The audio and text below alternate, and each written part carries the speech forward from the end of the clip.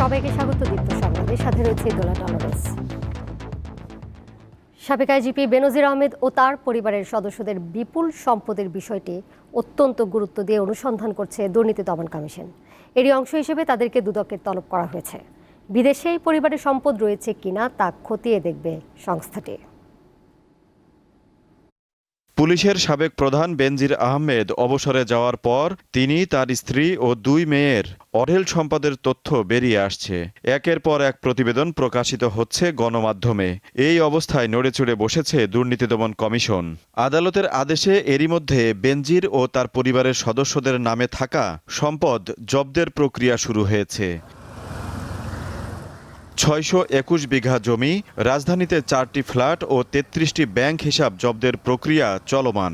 সবশেষ বেনজির পরিবারের বিদেশে কোনো সম্পদ রয়েছে কিনা তা খতিয়ে দেখার উদ্যোগ নিয়েছে দুদক। আরও তথ্য উপাত্তের জন্য বিভিন্ন সংস্থার কাছে দুর্নীতি দমন কমিশনের পক্ষ থেকে আইনিভাবে চিঠি দেওয়া হয়েছে। যেমন বাংলাদেশ ফিনান্সিয়াল ইন্টেলিজেন্স ইউনিট আর্থিক অপরাধের যারা তদন্ত করে তাদেরকে তথ্য উপাত্ত চাওয়া হয়েছে এবং সব কিছু খতিয়ে দেখা হচ্ছে দেশ বিদেশে ওনার কোনো প্রপার্টি আছে কি না, যেটা জব্দ করা হয়েছে সেটার ছাড়াও। তিনি বলেন, অনুসন্ধানে প্রকৃত ঘটনা বেরিয়ে আসবে।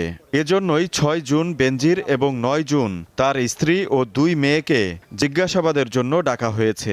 দুর্নীতি দমন কমিশন আইন বিধিমালাতে বলা আছে, কমিশন যদি কাউকে মনে করে জিজ্ঞাসাবাদ করতে পারে। কমিশন ইচ্ছা করলে নাও ডাকতে পারত, তবুও ন্যায় বিচারের খাতিরে যাতে কেউ সুষ্ঠু বিচার থেকে বঞ্চিত না হয়, সুষ্ঠু অনুসন্ধান কার্যে কোনো যাতে ব্যাঘাত না ঘটে, আদার সাইড যাতে বলতে না পারে যে আমাকে ডাকা হয়নি। দুদক চাইলে বেনজির ও তার পরিবারের সদস্যদের বিদেশ যাওয়ার উপর নিষেধাজ্ঞা চেয়ে আদালতে আবেদন করা হবে বলে জানান এই আইনজীবী।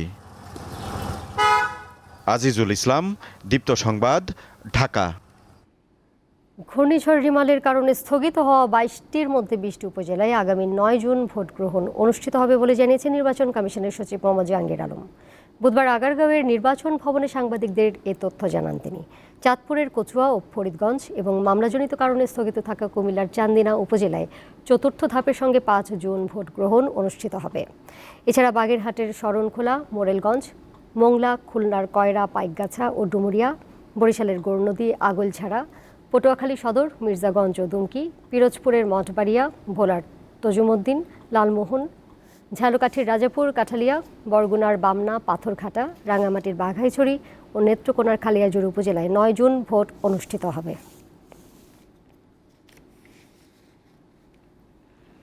স্যান্ডেলিনা সোপের বিজ্ঞাপন চিত্রে মডেল হয়ে নজর কেড়েছেন ছোট পর্দার অভিনেত্রী জেবা জান্নাত।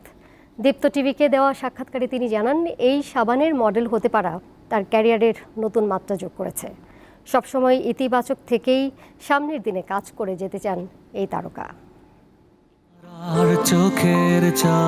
2 বছরেরও বেশি সময় ধরে শোবিজে জ্যোতি ছড়াচ্ছেন মডেল ও অভিনেত্রী জেবা জান্নাত।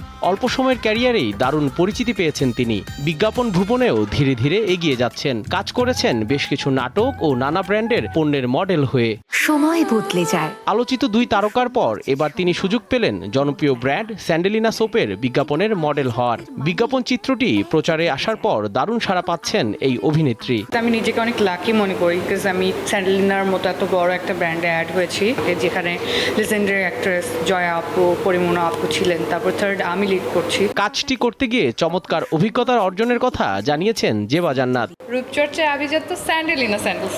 শখের বসে কাজ করতাম, বাট স্যান্ডেলিনা কাজটা করার পর আবার মনে হয়েছে না, এখন থেকে আসলে প্রফেশনালি শুরু করার সময় চলে এসেছে। সকল সমালোচনাকে পেছনে ফেলে জেবা পড়াশোনার পাশাপাশি কাজ করে যেতে চান। অনেক সময় অনেক কিছু শুনবেন আপনার নিজের নামে যেটা আপনি নিজেও জানেন না। আমি স্ট্রং, আমি আমার কাছে সলিড, তো দুনিয়া সলিড। কেউ তোমাকে এসে বাজে প্রপোজাল দিবে, তুমি কিভাবে সেটা নিচ্ছ সেটা তোমার দেখার বিষয়। অভিনয়ের গভীরে পৌঁছাতে নিজেকে আরো দক্ষ করতে চান জেবা। নিতে চান প্রশিক্ষণ। পছন্দের গল্প ও চরিত্রে নিজেকে মেলে ধরে ঢুকে যেতে চান দর্শকদের হৃদয়ে। স্যান্ডেলিনা।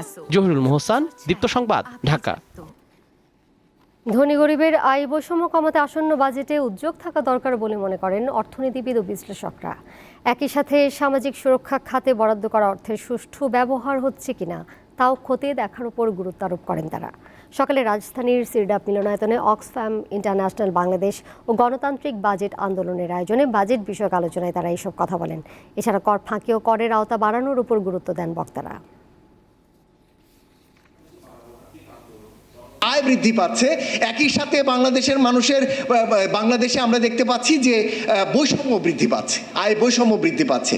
তার মানে কি? তার মানে হলো এই যে সুবিধাগুলো দেওয়া হচ্ছে এগুলো আসলে বৈষম্য কমাতে কোনো ভূমিকা রাখছে না। বাজেটের আকার কমাতে হবে। এতকাল আপনি বলেছেন যে আমার প্রবৃদ্ধি, আমার পার ক্যাপিটা ইনকাম গ্রোথ, এখন আর আপনি এটা বলতে পারবেন না। আপনাকে বলতে হবে যে না, একটু কম প্রবৃদ্ধি হলেও ক্ষতি নাই, আমরা একটু ব্যয় সংকোচন করব। সুতরাং আপনাকে ব্যয় সংকোচনের লাইনে যেতে হবে। ফিফা নারী র্যাঙ্কিংয়ে 100 ধাপ এগিয়ে থাকা দল চাইনিজ তাইপের বিপক্ষে 2টি প্রীতি ম্যাচে আগামী 31 মে ও 3 জুন মাঠে নামবে বাংলাদেশ। বসুন্ধরা কিংস অ্যারেনায় ম্যাচ শুরু হবে সন্ধ্যা 5:45টায়। আগামী অক্টোবরে ঢাকায় শুরু হবে নারী সাফ চ্যাম্পিয়নশিপের 7ম আসর। ঘরের মাঠে আসরের শ্রেষ্ঠত্বের মুকুট ধরে রাখার মিশনে নিজেদের প্রস্তুতির অংশ হিসেবে চাইনিজ তাইপের বিপক্ষে ম্যাচ আয়োজনের উদ্যোগ নিয়েছে বাফুফে। বুধবার সংস্থার মিডিয়া রুমে সংবাদ সম্মেলনে স্বাগতিক নারী দলের অধিনায়ক জানান, প্রতিপক্ষ বিচারে ম্যাচটি কঠিন হলেও নিজেদের সামর্থ্যের সেরাটা দিয়ে খেললে প্রত্যাশিত ফলাফল করা সম্ভব। এই ম্যাচটির জন্য 23 সদস্যের দল ঘোষণা করেছে বাফুফে। ইনজুরির কারণে দল থেকে ছিটকে গেছেন কৃষ্ণা রানী সরকার, মারিয়া মান্ডা ও রূপনা চাকমা। আর দলের প্রধান কোচের দায়িত্ব দেওয়া হয়েছে পিটার বাটলারকে।